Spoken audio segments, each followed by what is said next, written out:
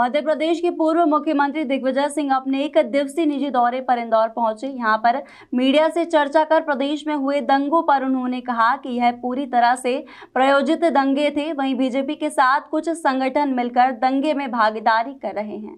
इंदौर में पूर्व मुख्यमंत्री दिग्विजय सिंह अपने निजी दौरे पर आए हुए हैं और वह हमेशा अपनी बयानबाजी के लिए चर्चा में रहते हैं और इसी कड़ी में इनके द्वारा मीडिया से चर्चा कर बताया गया कि 10 वर्षों तक वह मुख्यमंत्री रहे, लेकिन 2003 तक एक भी दंगा नहीं हुआ। उन्होंने उदाहरण देते हुए बताया कि वरिष्ठ नेता द्वारिका प्रसाद मिश्रा द्वारा कहा गया था कि मुख्यमंत्री की इच्छा के बगैर प्रदेश में दंगे हो ही नहीं सकते और जिस तरह से दंगे हुए हैं इसकी जवाबदारी प्रशासन जिला एसपी की ही होती है।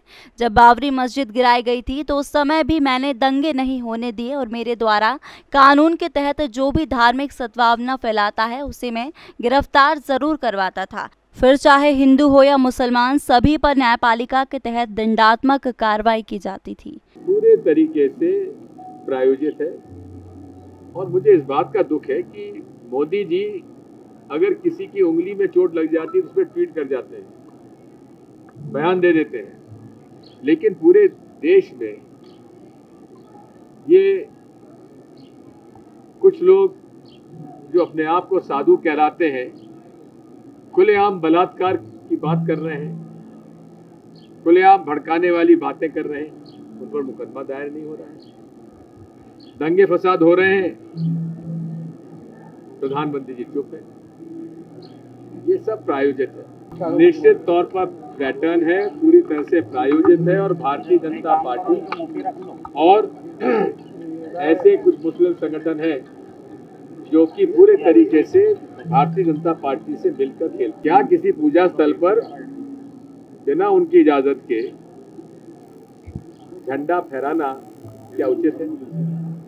मैंने ये तो पूछा था कि जुलूस निकालने में मैंने अपने समय नियम बनाया हुआ था, किसी का भी जुलूस हो उसमें हथियार का उपयोग नहीं किया जाएगा।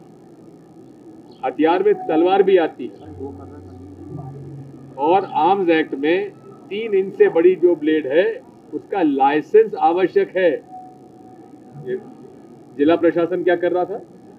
अवैध हथियार, तलवारें वहां पे अगर थी, चाहे मुसलमानों का जुलूस हो चाहे हिंदुओं का जुलूस हो, उसमें हथियारों का उपयोग पूरा बंदिश है। बिल्कुल हथियार लेने की इजाजत नहीं देनी चाहिए। रामनवमी जुलूस शांतिपूर्ण निकल गया, वहां कुछ नहीं हुआ, फिर यहाँ क्यों हुआ? और एक ही समय 5 जगह पत्थरबाजी में। ये सब चीजों की जांच होना कि मैं जिसने जीवन भर भाईचारे की बात की, प्रेम सद्भाव और अहिंसा की बात की, उस पर दंगा भड़काने वाले और उन्माद फैलाने का मुझ पर मुकदमा दायर किया। इसी के साथ उन्होंने कहा कि पूजा स्थल पर उनकी इजाजत के बगैर झंडा फहराना कहाँ तक उचित है। मैंने मुख्यमंत्री रहते एक नियम बनाया था कि जुलूस में किसी भी तरह का कोई हथियार का उपयोग नहीं करेगा और 3 इंच से बड़ी ब्लेड के लिए लाइसेंस लगेगा, तो क्यों तलवार लहराई गई। वहीं रघुवंशी समाज द्वारा रामनवमी जुलूस बड़ी शांतिपूर्वक निकाला गया, लेकिन उसी के बाद दूसरे जुलूस पर 5 स्थानों पर एक साथ पत्थरबाजी हुई। यह पूरी तरह से प्रायोजित दंगा है, इसकी जांच होनी चाहिए और मैंने हमेशा जीवन भर सद्भाव, एकता, भाईचारे की बात की है। इसके बावजूद भी मेरे ऊपर मुकदमा दायर किया गया।